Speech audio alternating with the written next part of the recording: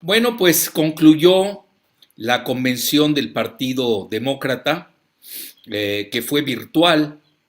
Se celebró muy entrecomillado en Milwaukee, en Wisconsin, que es un estado swing, como le conocen, swing state, es un estado volátil, que para no variar este año ahí se va a definir en casi 2 meses y pico la elección del 3 de noviembre. Muchos hablan de 12, otros, depende, ¿no? De los gustos. A mí me gusta más la tónica de los 12 swing states y ahí se van a dar con todo, ¿eh? Curiosamente bajó el tono del lodo en la Convención Nacional Demócrata, sobre todo por el gran cierre que tuvo, hay que reconocerlo, Joe Biden, quien en caso de ganar sería el primer presidente en la historia de Estados Unidos de llegar, él los cumple los 78 años, el 20 de noviembre, sería, es decir, 13, 17 días después de la elección, pero él tomaría posesión hasta la tercera semana de enero. Bueno, en caso de un triunfo, es un escenario de Biden, que además hoy todas las encuestas apuntan a que lleva delantera, aunque curiosamente uno de los efectos, ya ven que se habla mucho que hay un efecto rebound, rebote, después de una convención de cualquiera de los dos partidos, y no se vio en esta ocasión. Al revés, si es que hacemos caso de la encuesta de Rasmussen, que es muy seria. Incluso CNN en español y en inglés, en los dos idiomas, le daba una ventaja muy apretada a Biden por encima de Trump, de 4 puntos, que realmente no es nada. Sobre todo si hay una sorpresa de octubre que le puede dar al presidente, al quien sea, usualmente le da 5 puntos, así que hay que tomar con precaución. Y de entrada les digo, ya ha sacado Rajem Emanuel, que muy cercano al presidente Obama y que fue alcalde de Chicago, Rahm Emanuel, que fue el chief of staff de Obama, eh, señala que la sorpresa de octubre de Trump va a ser la invasión a Venezuela. Bueno, ¿por qué? Porque Florida, hoy está muy apretada la elección en Florida, y esto le daría muchos votos o le daría el triunfo en un estado tan importante que hoy se ha vuelto volátil. Y ustedes recordan el caso de Al Gore contra Baby Bush, etcétera. Bueno, regresando al tema de la convención, fue virtual. Eh, el equipo de Trump ha estado golpeando al factor de deficiencia o declive cognoscitivo de Joe Biden, lo cual hay que decirlo, no se notó en su discurso final, que fue muy, yo diría, muy aglutinador. Eh, Incluso su esposa Jill, que es doctora en educación, eh, pues se mofaba de que le estén pegando a su segundo esposo. Bueno, los dos son sus segundos matrimonios por diversas razones de los Biden y de que no tuviera las aptitudes cognitivas adecuadas. Por eso ya lo veremos en el momento de los tres debates que van a ser cruciales. Y ustedes lo saben, Trump es un boxeador, diríamos en los términos boxísticos, un fajador nato y a veces hasta noqueador, cuando no tiene rival enfrente. Yo recuerdo que él incluso manejó, como cuando era empresario de casinos, al célebre peso pesado Mike Tyson. Así, esa es la mentalidad del presidente Trump. Bueno, dicho esto, a lo que quiero llegar para estar en lo sustancial, a mí me quedó muy claras, me quedaron claras varias cosas.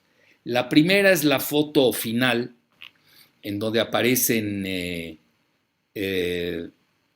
Joe Biden y Kamala Harris con sus respectivas parejas. Curiosamente, si uno se da cuenta, como que no ha variado mucho la cuestión que lo que llaman de racismo sistémico en Estados Unidos. ¿Y por qué me llama la atención? Vean, estamos hablando que los dos Biden son blancos. Luego, del lado de Kamala Harris, ya aquí lo expusimos ampliamente, es mulata, de madre india, de religión hindú y de padre de Jamaica, de color. Y el marido de Kamala es israelí, de Brooklyn, que es el abogado de Hollywood. Entonces ahí uno dice, bueno, ¿y de dónde están los mexicanos?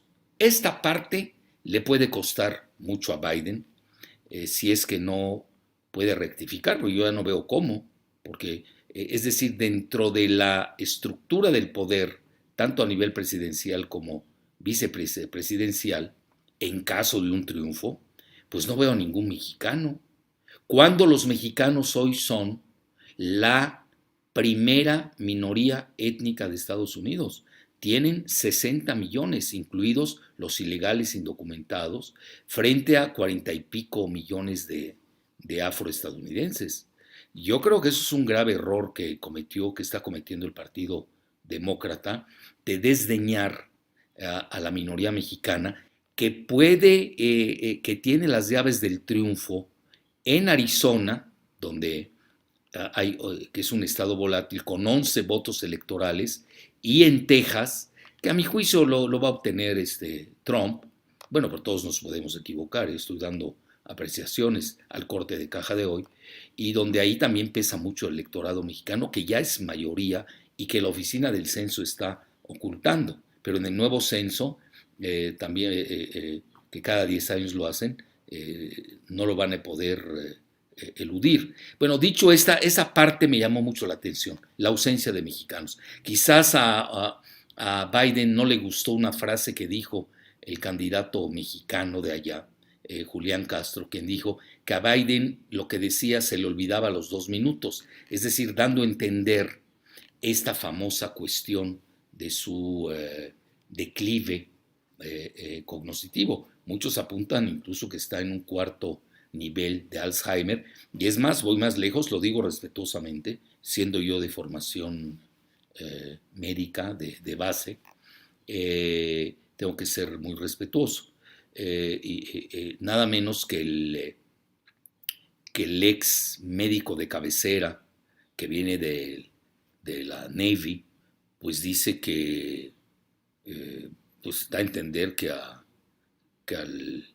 Joe Biden pues todo se le olvida, lo cual es muy riesgoso porque sí se va a ver durante los debates, sobre todo ante una fiera del tamaño de Trump, que no va a perdonar nada. Curiosamente, fíjense, me gustó mucho la civilidad que exhibió Biden en su discurso de aceptación. Nunca citó a Trump. Claro, dio a entender muchas cosas de Trump, pero no lo citó. Y incluso él hoy está manejando, realmente su discurso se puede cerrar en dos vertientes. Uno fue golpear el pésimo manejo de la pandemia, lo cual es más que cierto de parte de la administración del presidente Trump. Y la segunda es que él se posiciona como el presidente de todo Estados Unidos, muy incluyente, muy aglutinador. Bueno, ya que hay que preguntarse qué tanto este tipo de discursos será real, cuando lo que se está viviendo en Estados Unidos, no lo digo porque me dé placer, es una guerra civil que no se atreve a decir su nombre, que viene desde ya mucho tiempo atrás, mucho antes incluso del mismo Obama, que él la exacerbó, dígase lo que se diga.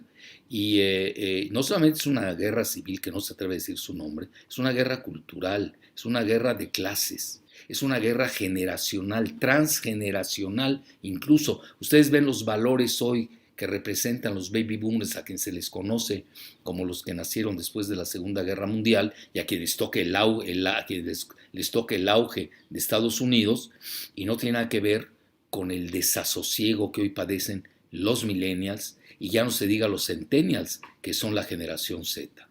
y a mi juicio ahí va a radicar mucho del resultado de la elección, que todavía falta mucho, y eso que estamos a un poco más de 2 meses, por elucidar.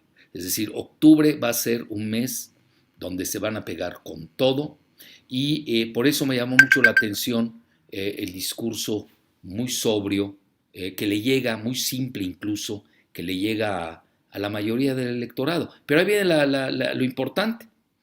No pegó a nivel de encuestas, si es que hacemos caso a Rasmussen, que es muy seria. Ahora, claro, los que odian a Trump dicen que Rasmussen ya está vendida, como si fueran para mi tía de México, Mientowski, o las de risa del Cero Gómez, o de la Arreola y sus rankings de carcajada en México.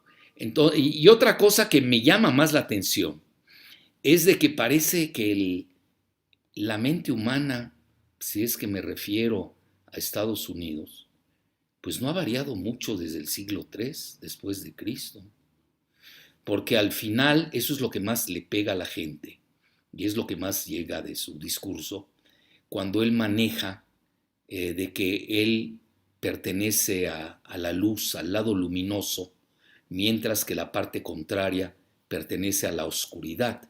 Bueno, ese es el discurso clásico. ¿Adivinen de quién?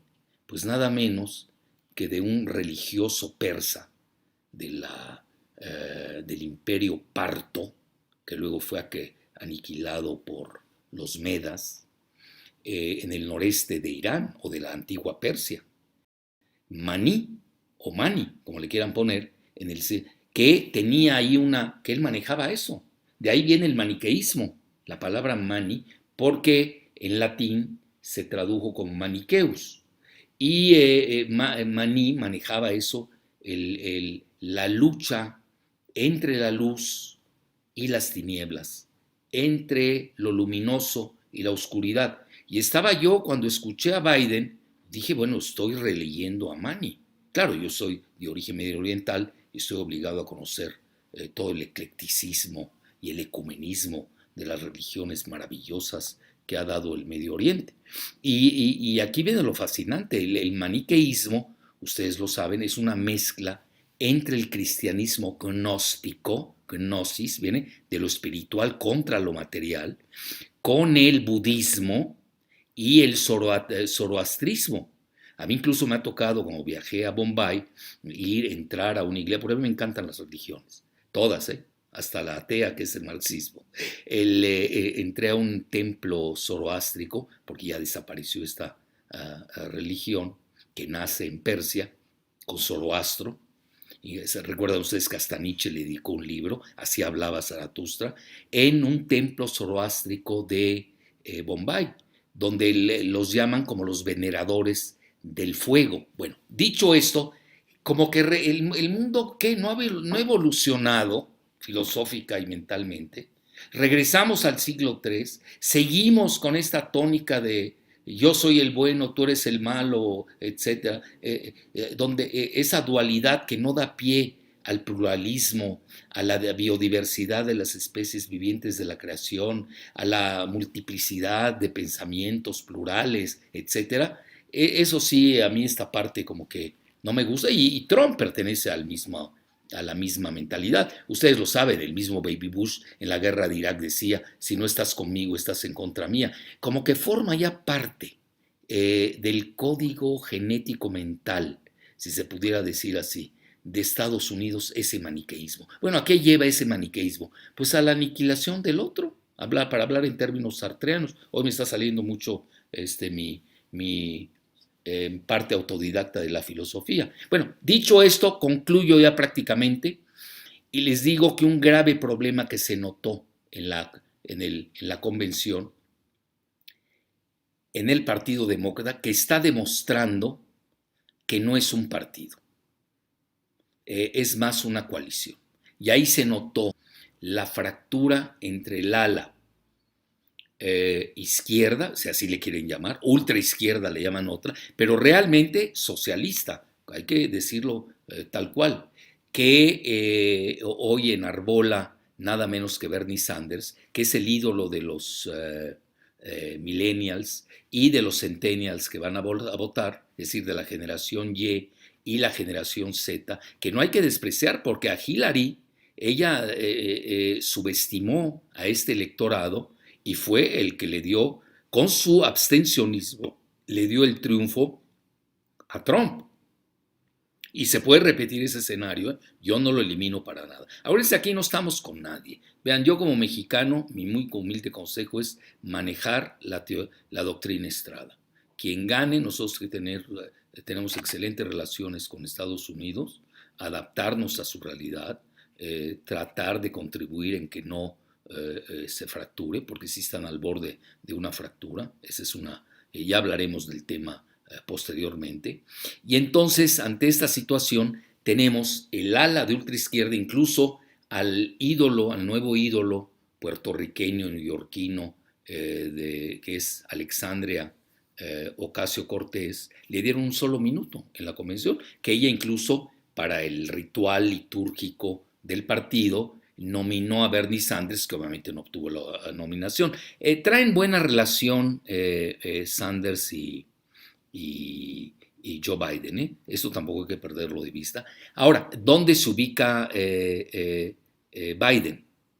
Biden se ubica en el centro del Partido Demócrata, si es que todavía existe ese término de centro ante tanto maniqueísmo. ¿Y Kamala Harris dónde se ubica? Bueno, a Kamala le han incluso puesto el apodo de Camaleón, Camaleón, que es escrito con K, ya saben, ¿no? Que cambia de color dependiendo de las circunstancias. Vean, no me quiero meter a ese tema ahorita. Y luego tenemos otro extremo, que es el de los mega multimillonarios. Estamos hablando de Bloomberg, que un día fue demócrata, otro día fue republicano, se eligió con los dos como alcalde de Nueva York. Esto les demuestra, pues, el pragmatismo pecuniario que maneja Wall Street. Estamos hablando de que hoy Michael Bloomberg, tiene una fortuna de 65 mil millones de dólares, nada menos, ¿no? Ya incluso el mismo Soros, que es una anterior mega multimillonario, ya a sus 90 años de edad, ha bajado mucho su fortuna, ha disminuido a 7 mil. Pero eso no deja que tiene grandes contactos, sobre todo con la CIA, etcétera, y tiene una gran influencia en grandes sectores de la llamada izquierda. Vean, a mí me mata de risa cuando veo que, para que vean que ya esos terminajos no tienen ninguna relevancia en el siglo XXI. Y ustedes ya saben, yo manejo más la dicotomía entre globalistas y nacionalistas y no me pierdo en este caos lingüístico de izquierda y derecha que ya no es aplicable. Vean, la mejor clasificación es la que tiene menos contradicciones y es aplicable en forma universal. Esto no lo tiene ya la dualidad o la dicotomía de izquierda y derecha. Entonces, hoy vean ustedes, multimegamillonarios tipo Bloomberg, de 65 mil millones de dólares, que se dicen socialistas. Bueno, ahí luego me la platican, ¿eh? Y luego tienen a sus gatos, literalmente, esta pseudoizquierda travesti que recibe dádivas de Soros y se dicen globalistas. Bueno, ¿y dónde acabó el nacionalismo en eso? Ya cuando entramos a eso, vean, yo prefiero no entrar a ese caos mental. Nosotros tenemos que ir más allá, estar en el siglo XXI y no quedarme en la clasificación de la Revolución Francesa, ni de cuando decapitaron al rey Carlos II, si no me equivoco, de Gran Bretaña, etc. Entonces, ante esto, así está hoy el Partido Demócrata, es una coalición. Yo